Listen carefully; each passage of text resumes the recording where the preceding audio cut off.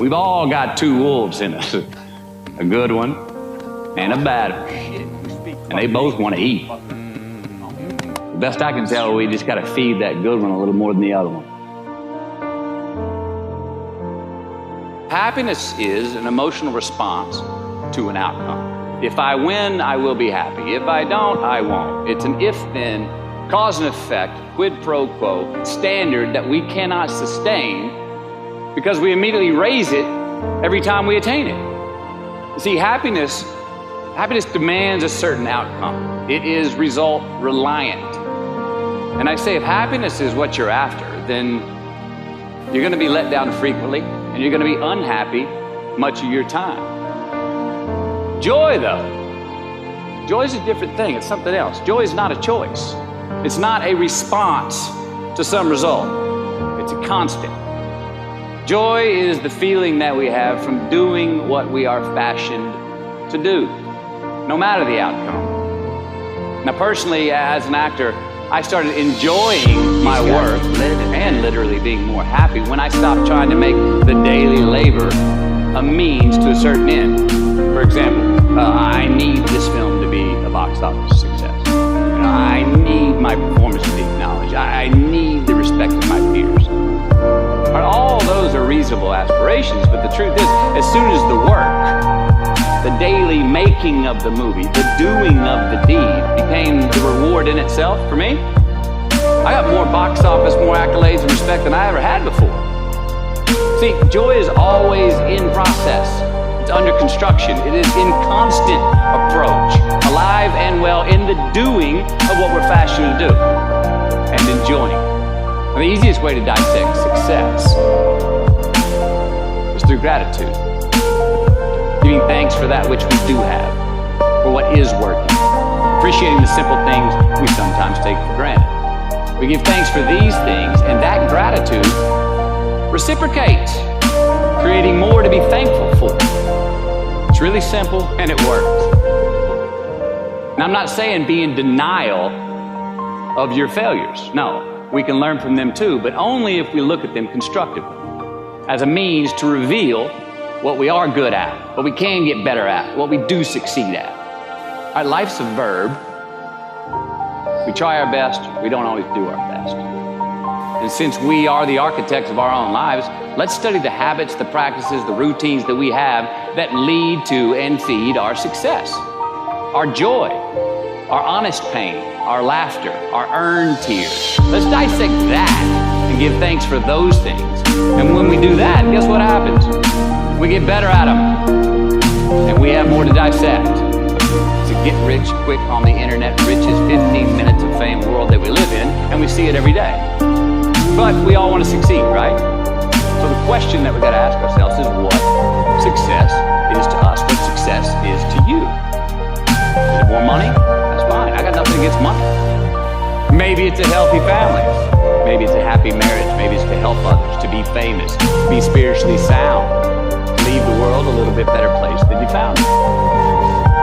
Continue to ask yourself that question. Now, your answer may change over time, and that's fine. But do yourself this favor. Whatever your answer is, don't choose anything that will jeopardize your soul.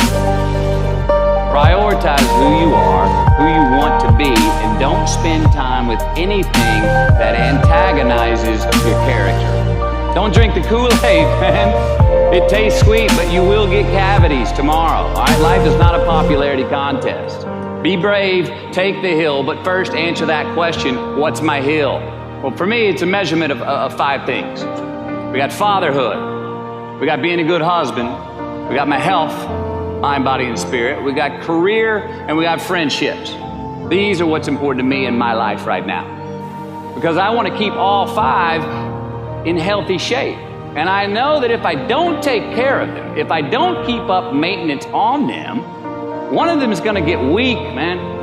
It's going to dip too deep into the debit section. It's going to go bankrupt. It's going to get sick, die even. So first, we have to define success for ourselves. And then we have to put in the work to maintain it. Take that daily tally. Tend our garden. Keep the things that are important to us in good shape. Defining ourselves by what we are not is the first step that leads us to really knowing who we are. You know that group of friends that you hang out with that it really might not bring out the best in you? You know, they gossip too much, or they're kind of shady. They really aren't going to be there for you in a pinch. Or how about that bar that we keep going to that we always seem to have the worst hangover from? Or that computer screen, right? That computer screen that keeps giving us an excuse not to get out of the house and engage with the world and get some real human interaction. Or how about that food that we keep eating? The stuff that tastes so good going down, it makes us feel like crap the next week. We feel lethargic and we keep putting on weight. Well, those people, those places, those things, stop giving them your time and energy. Just don't go there. I mean, put them down. And when you do this, when you do put them down, when you quit going there, and you quit giving them your time, you inadvertently find yourself spending more time and in more places that are healthy for you, that bring you more joy. Why? Because you just eliminated the who's, the where's, the what's, and the when's that were keeping you from your identity. Look, trust me, too many options, I promise you, too many options will make a tyrant of us all. All right, so get rid of the excess, the wasted time. Decrease your options. And if you do this, you will have accidentally, almost innocently, put in front of you what is important to you by process of elimination.